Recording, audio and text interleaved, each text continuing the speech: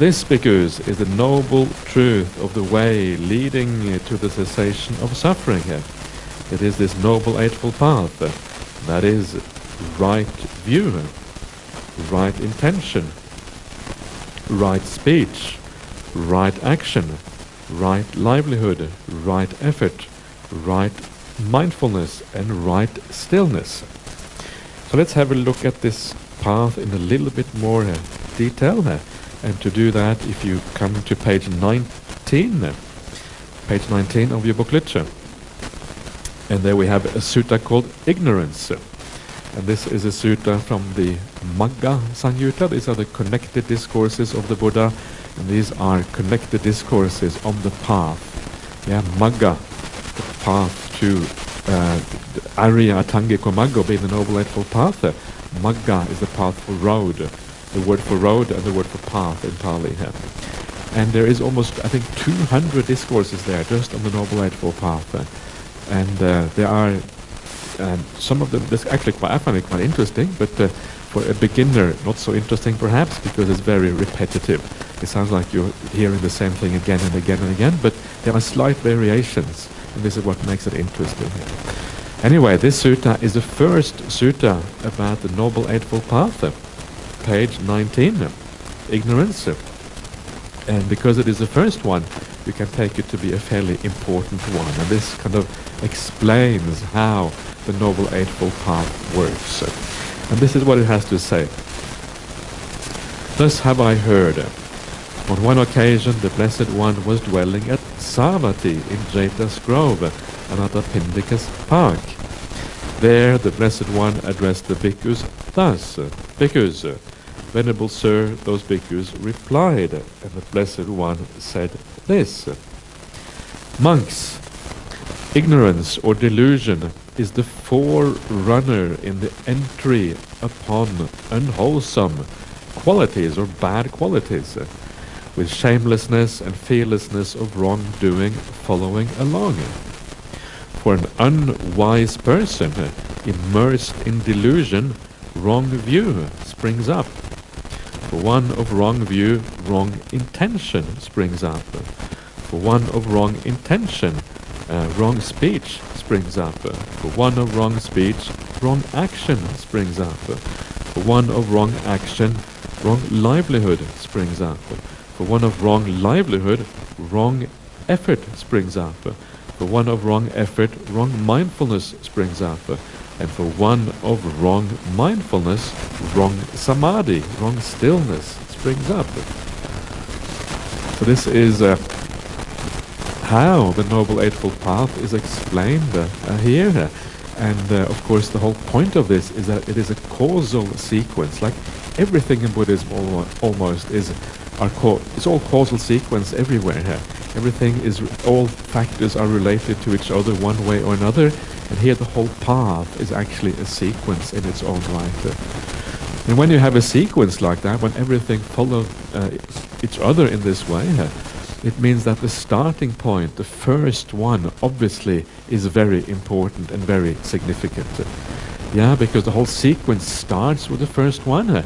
So the first one is what really matters. And the first one here is, of course, it is this idea of avidya, or delusion. And here it says to give rise to wrong view. So wrong view, delusion, this is the root problem, as we've seen before. The same thing as with independent origination. Noble Eightfold Path, exactly the same thing. This is what leads us astray, leads us down the wrong track.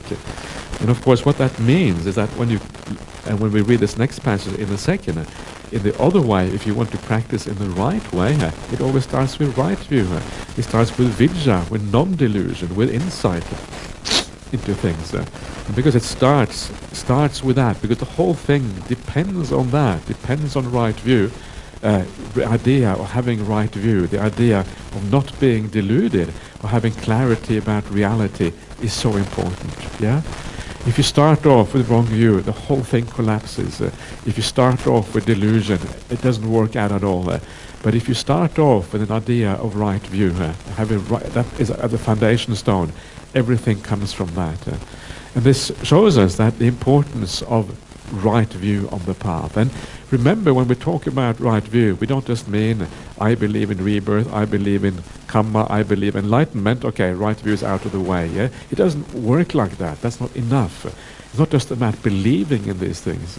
It's about understanding them in a deeper way. What do these things actually mean? Yeah, if there is such a thing as rebirth, what does it actually mean? And you have to reflect on that. You have to try to kind of bring it out as a reality. Sometimes it's easy to think of other aspects of right view, like impermanence, yeah, or suffering and these kind of things. And that's why I've been talking quite a bit about that now, to look at right view from that perspective, because that also has to do with seeing things according to reality. These are all different ways of looking at the same thing, yeah? Seeing things according to reality, right view, non-delusion, these are very closely related to each other here. So this is one of the reasons why it is so useful to read the teachings of the Buddha, because it straightens out our view, it straightens out our understanding. This is why it is so important to contemplate these teachings, to make the right view, make the non-delusion your own, make it something that means something to you. When it means something to you, it becomes a powerful force on the path to propel you forward. So getting the basic things right is so significant. And this is also why it says elsewhere that the idea of, hanging out with the noble ones, the Sappurisa Sangseva, means like associating with noble people, is so important, because it's exactly the same thing again. That is where you get your right view from. That is where you understand things according to reality. So getting these basic building blocks right, absolutely fundamental for the path to actually work. So see it again in Satipatthana practice. Satipatthana is based on Ujjukaditi, straight view. Yeah, you've got to see things right, otherwise meditation isn't really going to work. Why? Because you're not going to give enough priority to the meditation. We talked about this yesterday during the Q&A. The idea that if you want to be able to watch the breath, why is it that the mind always goes away, thinks about this, thinks about that? Well, one reason is because you're not giving enough priority to the breath, to the meditation. Why aren't you giving enough priority? And the reason is because you think other things are more important.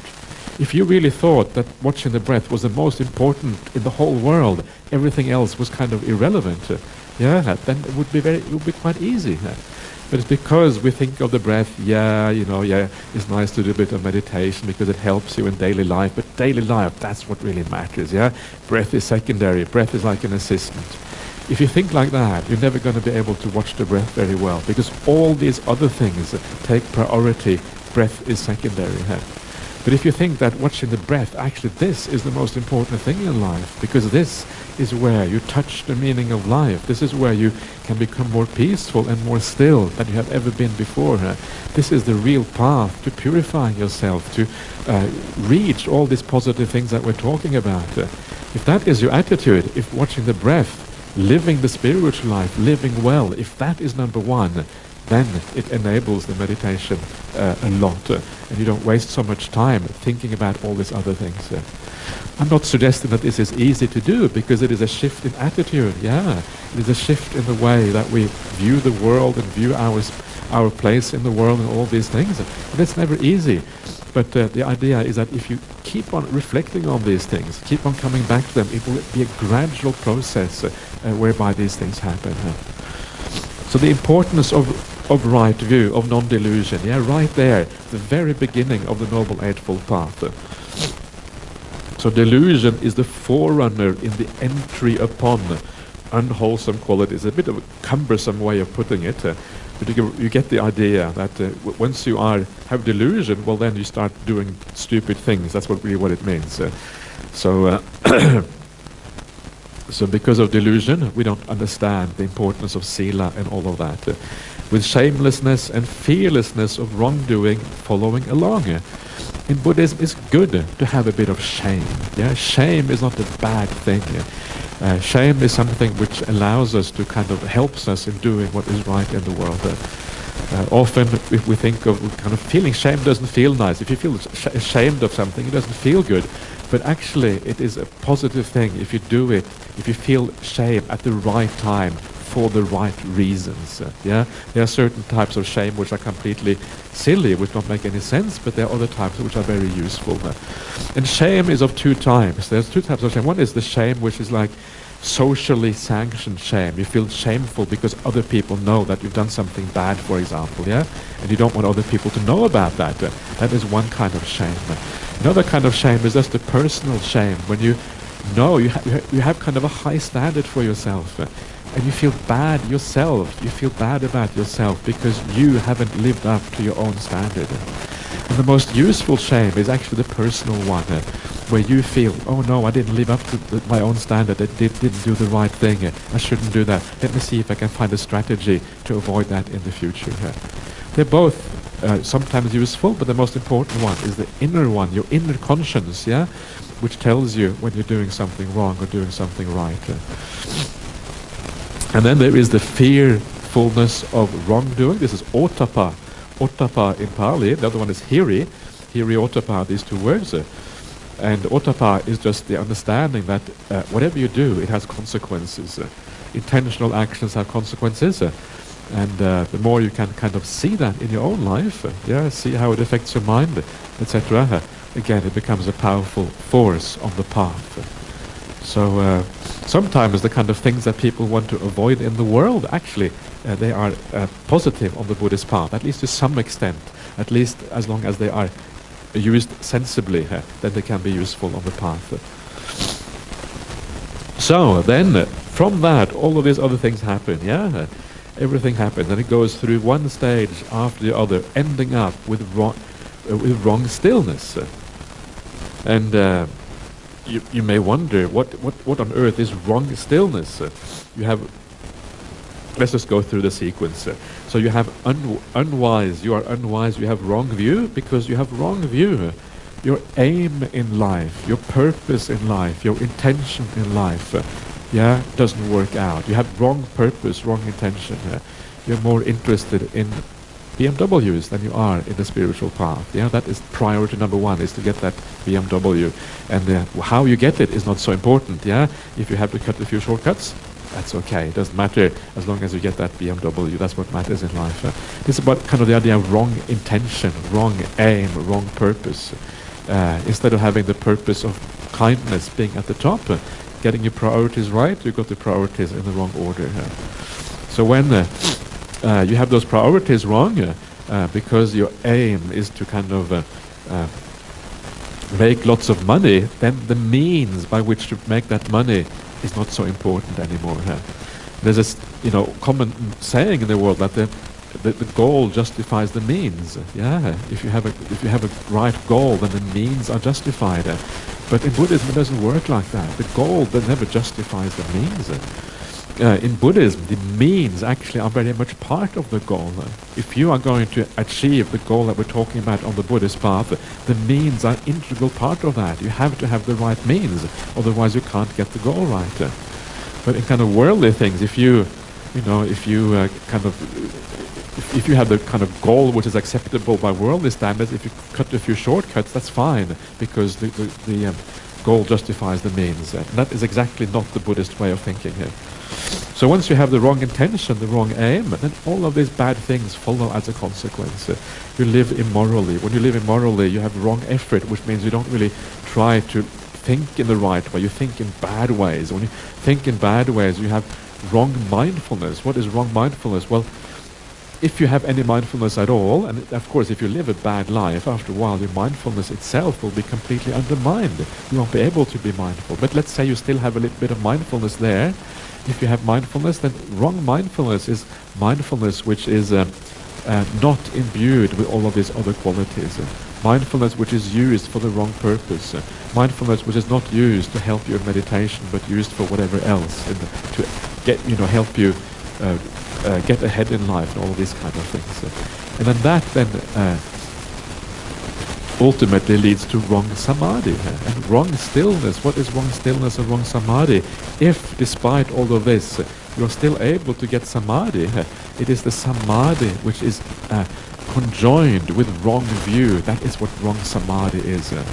So you may be able to get into a state of stillness, yeah, and feel quite good about yourself in a certain way, but because you have a right view, because you have wrong view, everything stops right there. You can't go any further. Yeah?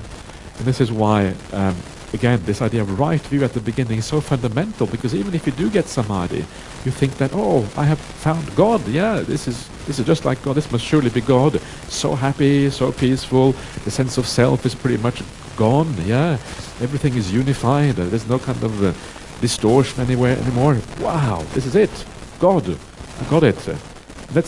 But maybe it isn't God, maybe it's just an experience. If you look at the experience of samadhi in its own right, it's just an experience. The reason why you think it's God is because of the view you have to begin with.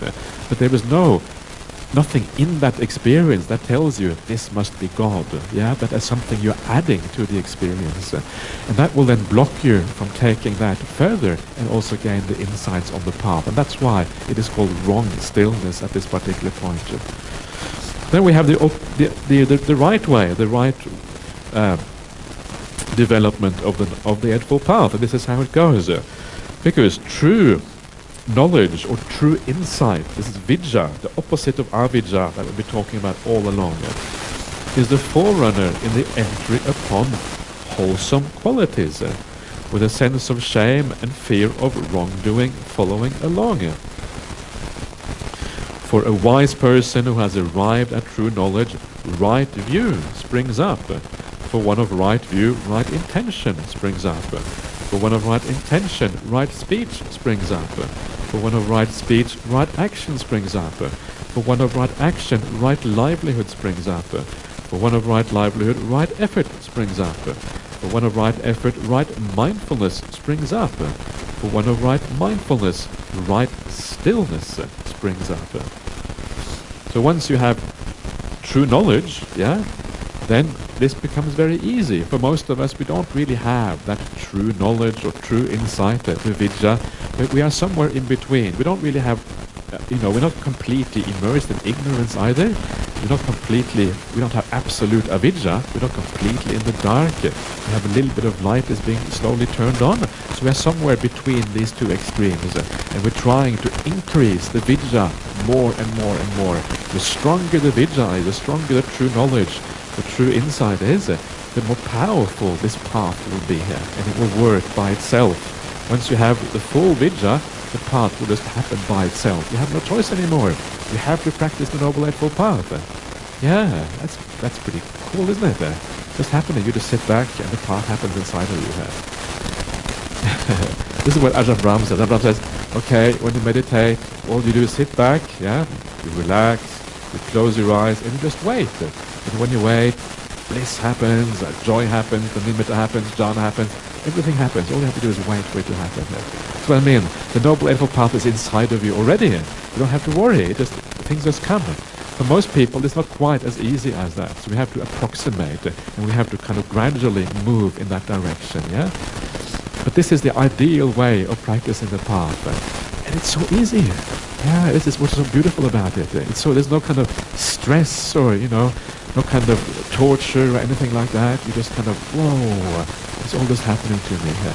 And this is one of the reasons why, the idea is to approximate that idea, the Aryan way of practicing the path. We want to try to get there ourselves, approximate to that. And that's why when I teach meditation practice, to make it very easy, to make it very something which is as pleasant as possible is part of this. Not so much striving. The vast majority of people strive far too much in the meditation practice, and very often it ends up just giving up because it's just too painful and too difficult to do it. So the more knowledge we have, and this is again, the vijja is there, the more ability, the more powerful this whole process is, and it unfolds all by itself. Yeah. So then from that vijja, you then have the sense of shame, you have a sense of fear of wrongdoing, we were talking about before, and then from that comes right view. Yeah, right view and vijja are just two sides of the same coin, really. We're talking a lot about right view in the last couple of days.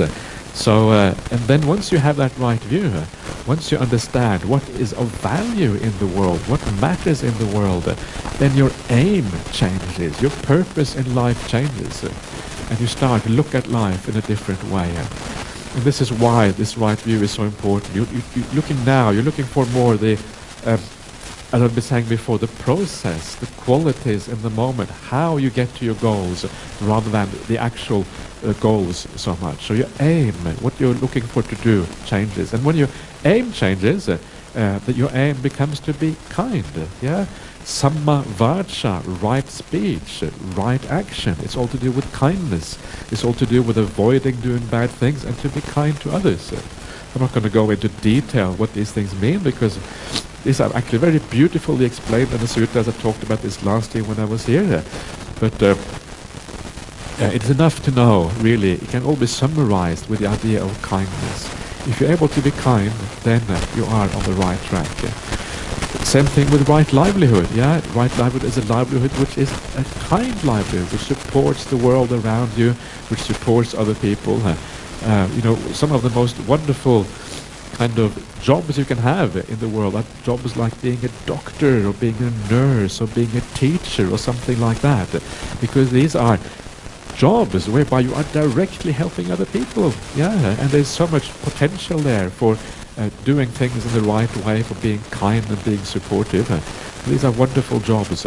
But even if you haven't got a job like that, try to make your job into something positive, whereby you are supportive of the people around you and the world around you.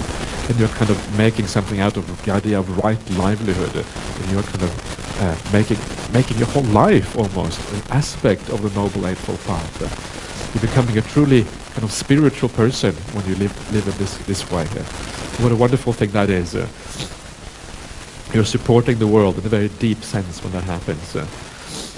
So then, when you have purifying all your morality in this way, yeah, this is all the external morality, body and speech, then the next step is to purify the mind. Yeah, make the mind more kind, having a sense of metta and compassion, all of these things. And that is the main idea of right effort, is actually the effort to purify the mind and make the mind more positive and more wholesome. Yeah, all of this has to be in place. When all of these things are in place, only then do we get to right mindfulness. Right mindfulness being the four satipatthanas. The four satipatthanas really are just mindfulness of breathing. Mindfulness of breathing summarizes all the four satipatthanas. It's all you have to do. Watch the breath. That takes you all the way through the satipatthana practices. But to be able to watch the breath, all of these other things have to be done already, at least to some extent. Yeah. If you have a lot of defilements and your conduct isn't very good, then your ability to meditate properly, you can still do some meditation, but it's going to be a bit more Mickey Mouse meditation. Yeah. I apologize, I'm being naughty here. All meditation is good, but it's not going to be the kind of meditation that the Buddha is talking about, yeah, where you really are mindful and really have strong awareness. That is the problem. So, but if you get to this state and you have done all the preliminary work in the right way, then mindfulness is already established. That is where right mindfulness, satipatthana, becomes possible. So you need to go through those stages of purification. So what is satipatthana all about? What is the purpose of satipatthana? The purpose of satipatthana is there are still some very refined defilements in the mind at this stage. The purpose of satipatthana is to overcome those last defilements of the mind through insight, through samatha, through all of these things, through vipassana, through samatha. Yeah, satipatthana encompasses all of this, and then bring the mind to samadhi. This is why the last factor of the Noble Eightfold Path is samma samadhi. The purpose of satipatthana, purpose of right mindfulness, is to bring the mind to samadhi. Yeah, this is what this is saying here. Yeah, for one of right mindfulness, right samadhi springs up. That is the purpose of it. And that is the last factor on the Noble Eightfold Path. Yeah, samma samadhi. What about insight? What about all of these things? And the point is that this is how far we go. Yeah, and this is what we do. And if you have already right view combined with that samadhi, then everything else just tends to happen as a matter of course. Once you come out of the samadhi, you look back on the process and you see the three characteristics in this process, which is the same as seeing the three characteristics in the khandhas. You see all of this, and then insight just happens, and you have this kind of explosions and volcanoes and bliss, yeah? All that comes out of that. So this is the Noble Eightfold Path. And if you look at that path, you will see that from right view, from having a clarity about what the world actually is like, not kind of walking around in darkness all the time, don't want to see reality. Reality is too harsh. I don't want to see that. Actually, it's a bit harsh to begin with, but once you get used to it, actually it's very freeing. Once you see that, then there is this whole process of purification. That is what the Noble Eightfold Path is about. It's a kind of Visuddhimagga, the path of purification, yeah? That is what the Noble Eightfold Path is. Purify, purify, purify, purify, until you get to Samadhi. That is when you have full purity. And that is where you are able then to make that breakthrough to the Dhamma and understand things according to reality. So it shows you how the Noble Eightfold Path works. Quite a simple path really. It's all about this idea of purifying ourselves. Maybe purifying ourselves sounds a bit kind of puritanical, purifying. It sounds a bit boring perhaps. Do I really want to be that pure? If it sounds like a kind of a white sheet of, bedding or something like that, is that really what it's all about? But remember, when we use a word like purity, what it really means, it means a lot of happiness. It means a lot of feeling really good about yourself. It has all these positive connotations. It's not about being goody-goody, it's about actually a very positive state of mind. That is what it's really about. And so be careful that you read these words in the right way, you understand them in the right way, then they will be meaningful for you. Okay, that is the Noble Eightfold Path. In brief, it is one of those things that we could talk about a lot, because the whole path is there, yeah. So everything is really part of that, but not for now. I think that might be just sufficient to kind of give you an idea about what this path is about. Does that make sense to everyone? Yeah. Yeah. Yes. Of course you can, yeah, please. Yeah, please ask questions. Ajahn mentioned about social shame and Okay, yeah. this is related to 2 years ago my experience as a seminary membership program. Okay, yeah. Yeah. Among my friends, women, Yeah. Yeah. so precious. Okay, sure. Okay. For me, okay, because I'm single and so on. But at work, Yeah. my colleagues will look at me and usually they think that I'm handsome. Okay. Yeah. Yeah. The looks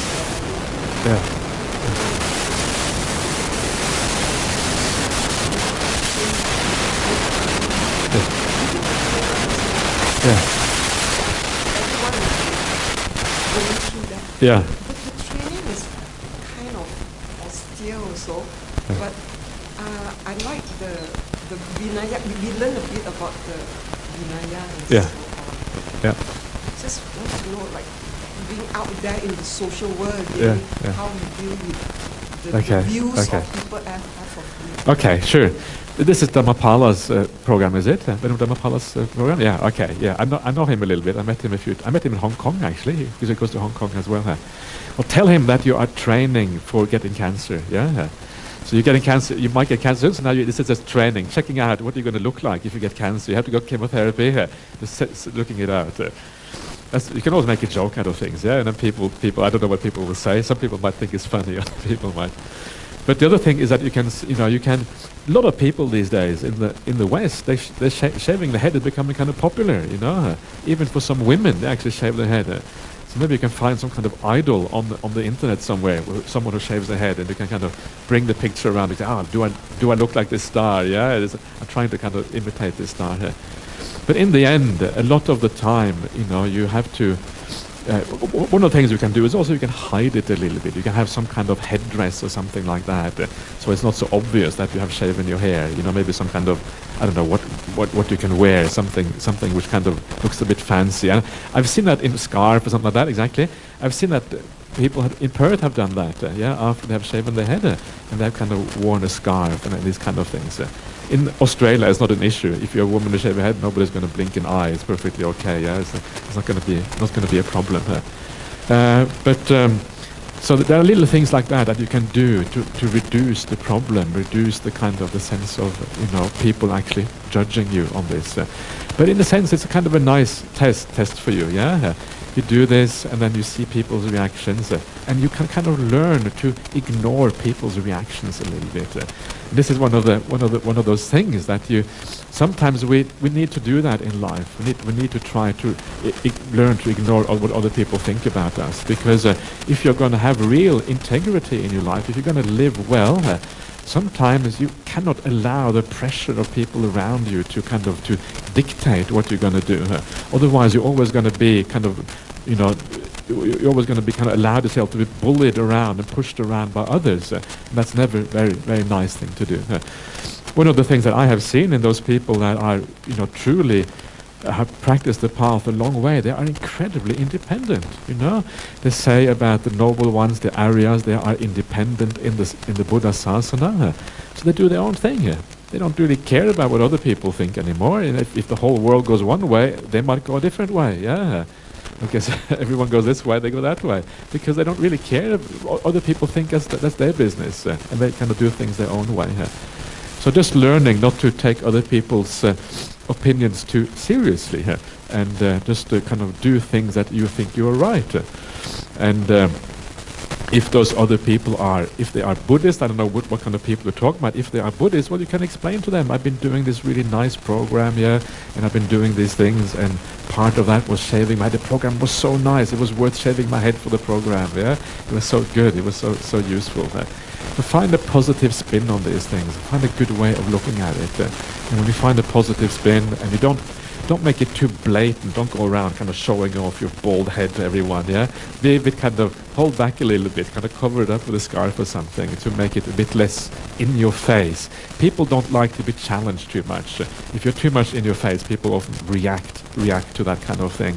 So be a bit kind of subtle about things.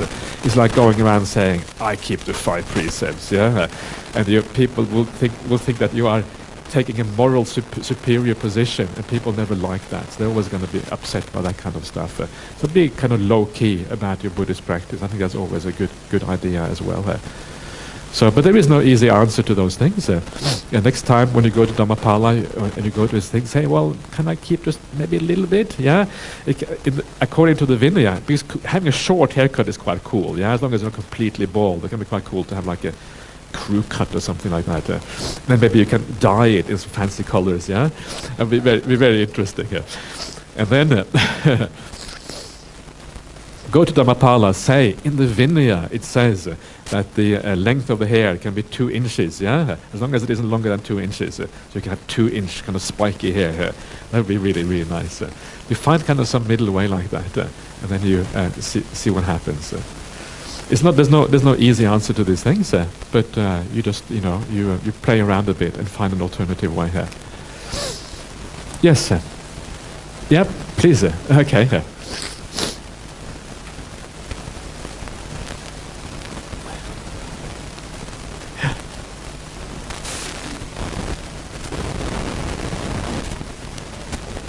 Yeah. Yeah.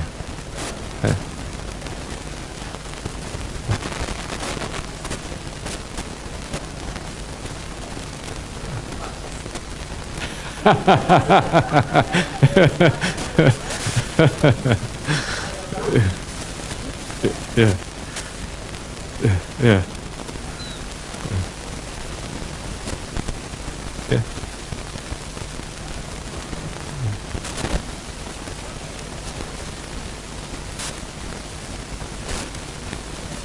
Yeah.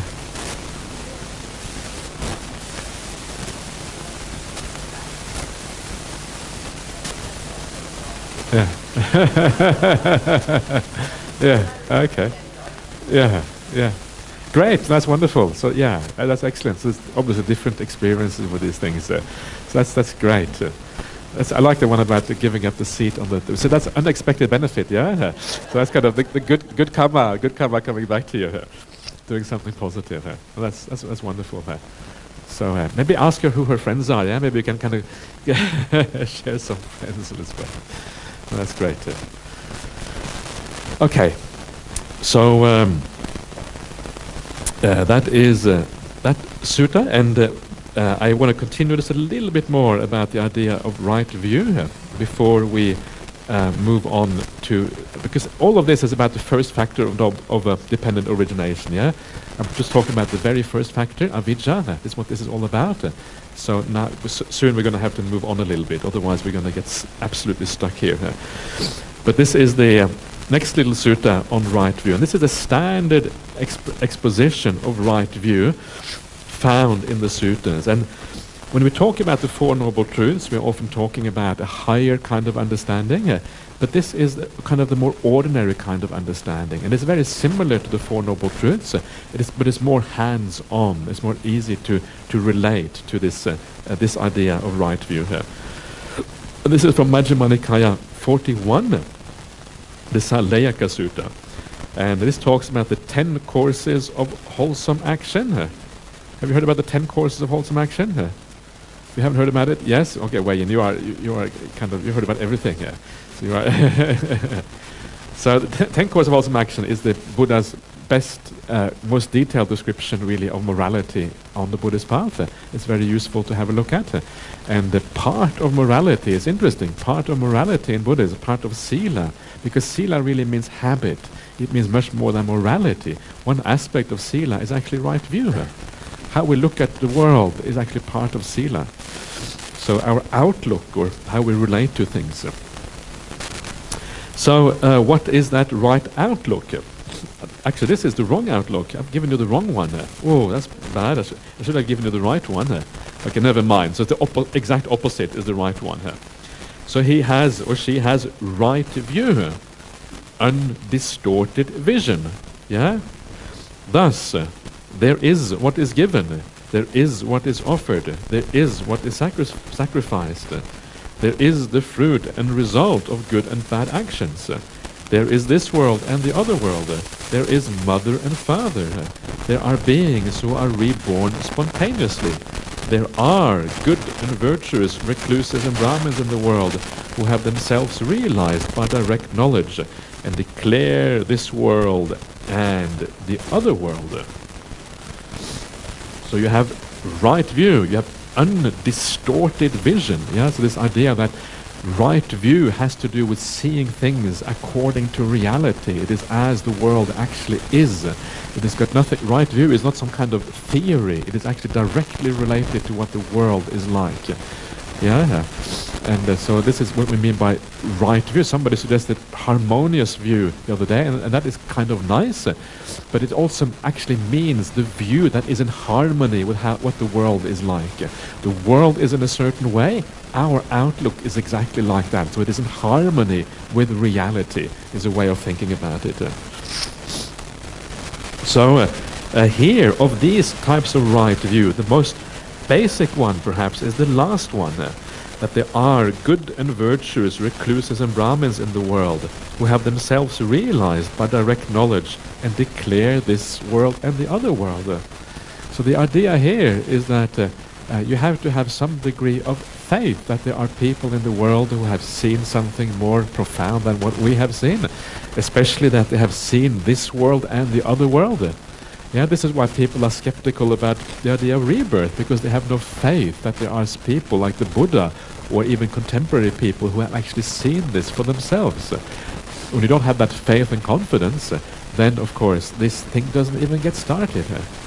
This is why the idea of confidence in the Buddha is such an important part of the Buddhist path, because this is what actually allows the whole thing to happen. This is what why the you cannot really hang out or associate with the noble ones unless you have some confidence in the Buddha that he knew what he was talking about. So how do we get that confidence in the Buddha? Well, one thing is to kind of be born a Buddhist, but that's not really confident. That's more like habit, isn't it? Okay, your parents said Buddhism is good. Okay, go to the temple once a week and do this.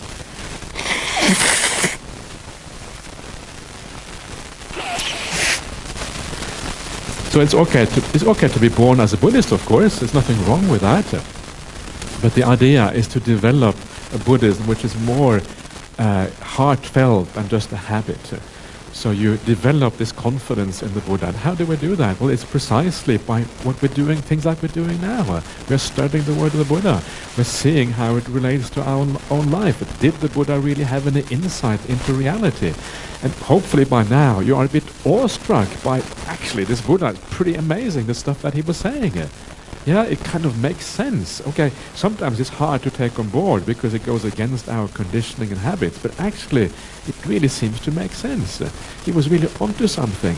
Not only was he onto something about reality, but he had a solution to the problems. He had this marvelous solution that actually leads to so much goodness, both in oneself and also in the world outside. So this is how that confidence is built. And also, of course, part of it is also of seeing the living example of Buddhism.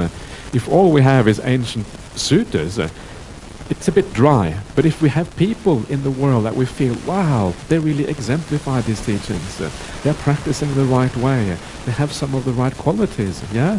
And there are people today in the world who are like that.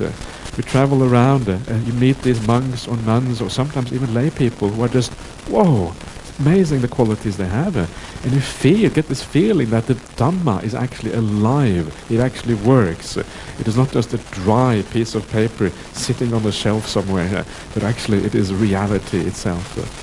This is how you build up this confidence in the Buddha, and then that becomes the most foundational thing, and everything really comes from there, and then everything builds up from that. And so then there is all of these other aspects of right view. You have the idea that there is something given, there is something offered, there is something sacrificed. In other words, these things have results. Generosity is important. Sacrificing things of your own matters in the world. It matters for you and it matters for others. These are an important part of the path.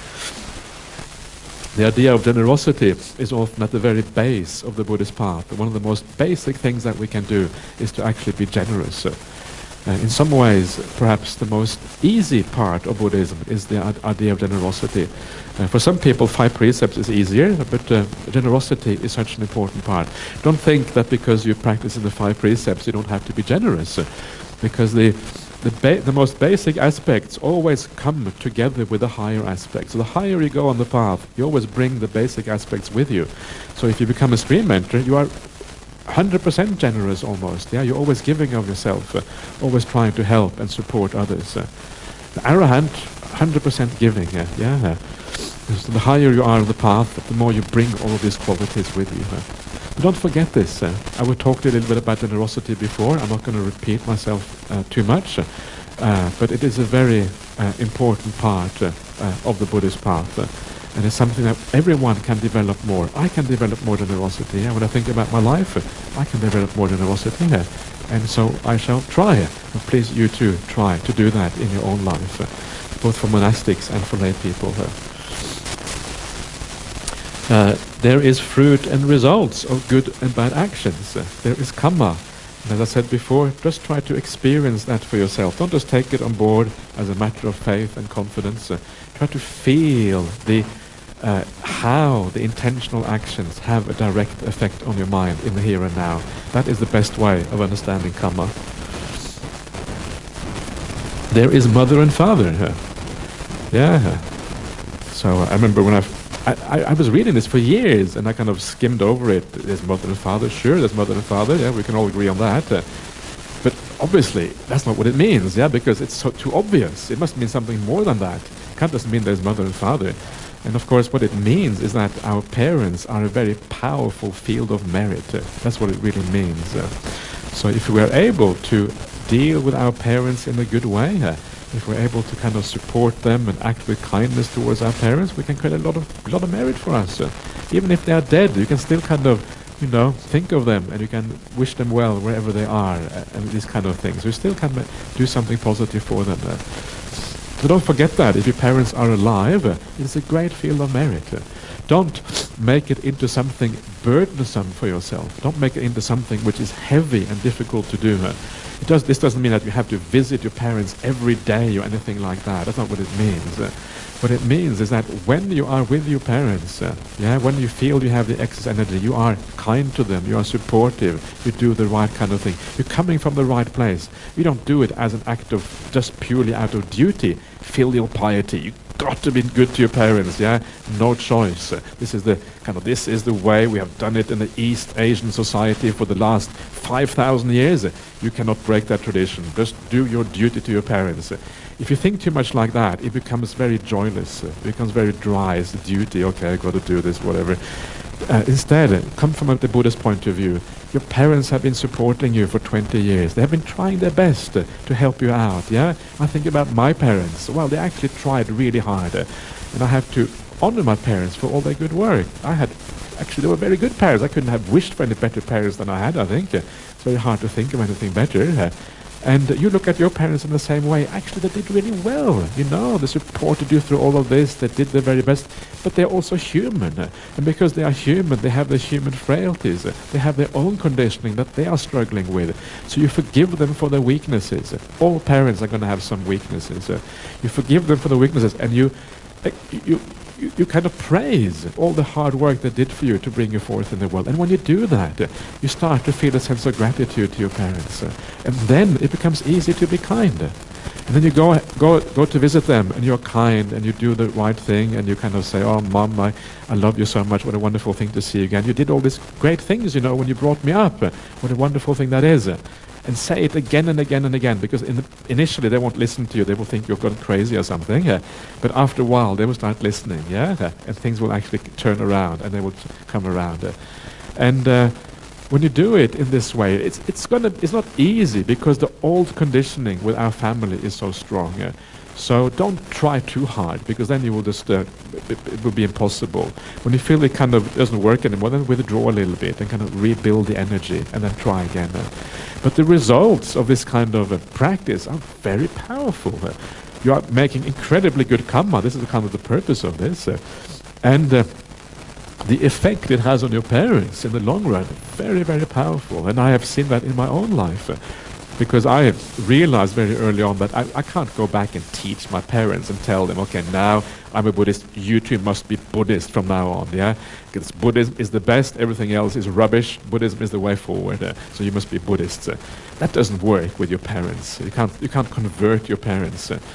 So I realized what I got to do is just do the right thing, live well and see what happens. And lo and behold, what happens is that gradually, from being absolutely impeccably opposed to me becoming a monk, like many parents are, don't want their son to become a monk, so our upbringing has failed, you're becoming a monk, that kind of stuff. That's what my father said to me when I became a monk, and I thought, whoa, okay. Fair enough, though. You can see why they would say that, because for them it's quite upsetting and it's quite hard to take. So I thought, okay, forget about Buddhism. Just act in the right way, do the right thing, and gradually, they come around, until the day comes when they are essentially Buddhist. Today, my parents are basically Buddhist. They listen to Dhamma talks, they read Buddhist books, they kind of do meditation with me. It's a miracle. And my father said to me, well, I used to be your teacher, now you are my teacher. Isn't that kind of amazing? That's my father. Fathers are not supposed to say that, Fathers is it's kind of, it's a miracle, that's what I feel it is, because I never expected that to happen. But that is the power of the Dhamma. The Dhamma is so powerful, because these teachings are so sensible. And when they see that they actually make a difference to you, that your behavior also changes, then those two things together, it's like, whoa, okay, there must be something here. They can't close their eyes anymore. And then my parents are kind of nominal Christians. By nominal, it means they're not really Christians, but occasionally they go to church just because it's an old habit or whatever, They're not really believing God and all that kind of stuff. And then my father says, "Oh, but you go to church, you listen to the priest." He says, "It's just all nonsense. You guys, you make sense, but this Christian stuff doesn't make any sense at all."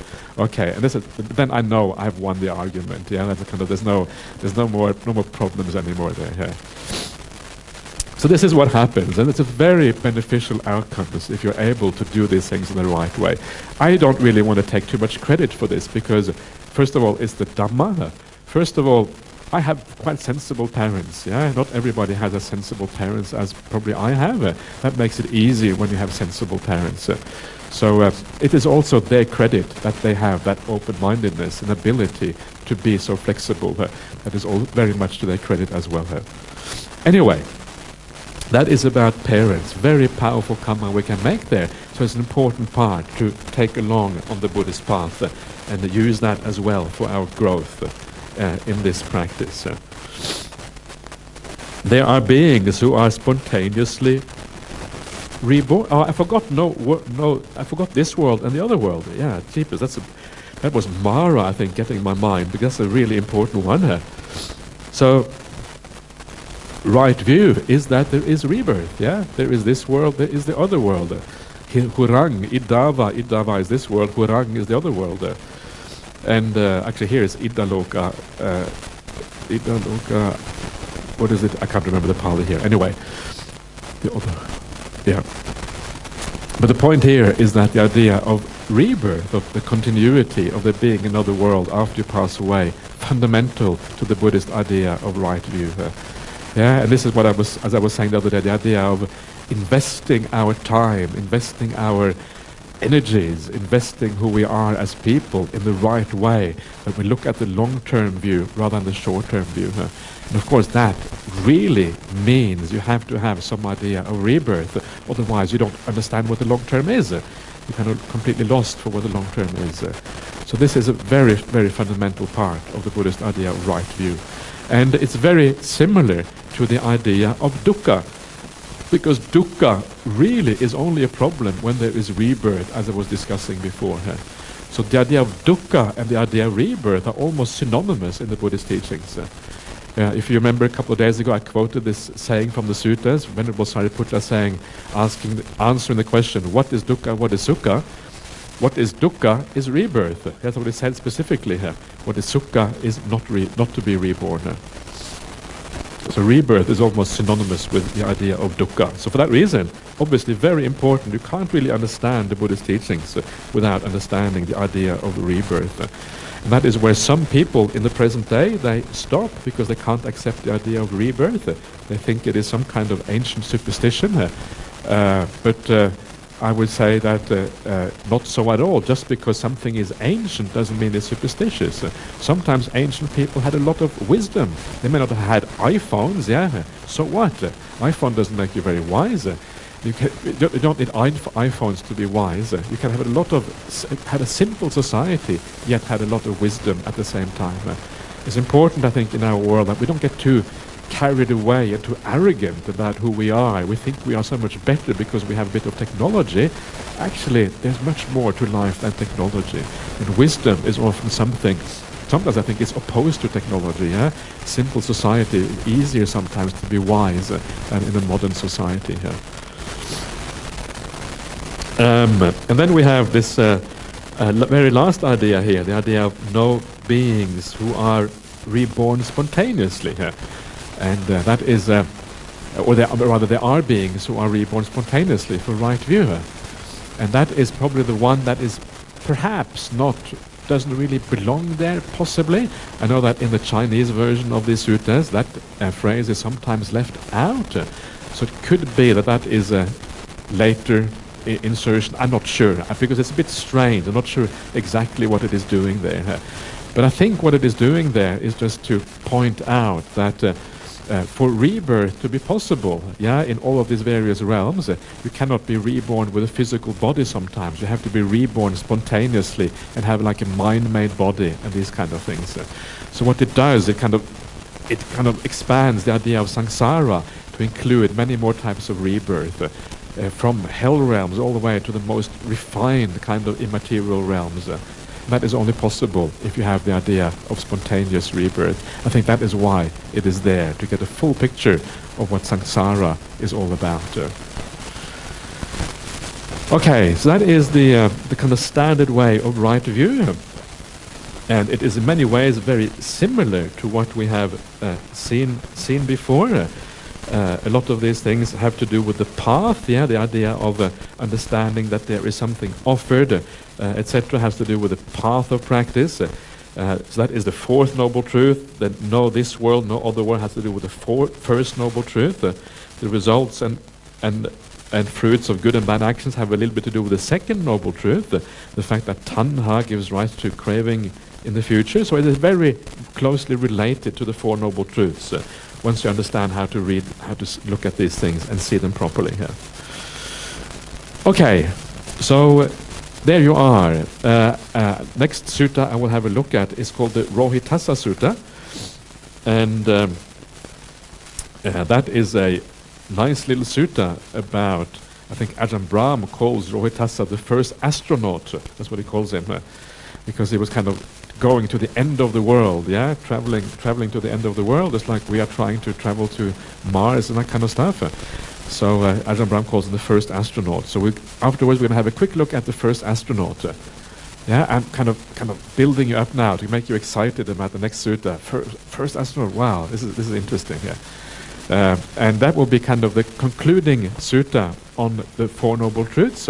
And then we will move on and start to look at dependent origination in a little bit more detail after that. So we'll see you back again around 10:15. And yeah.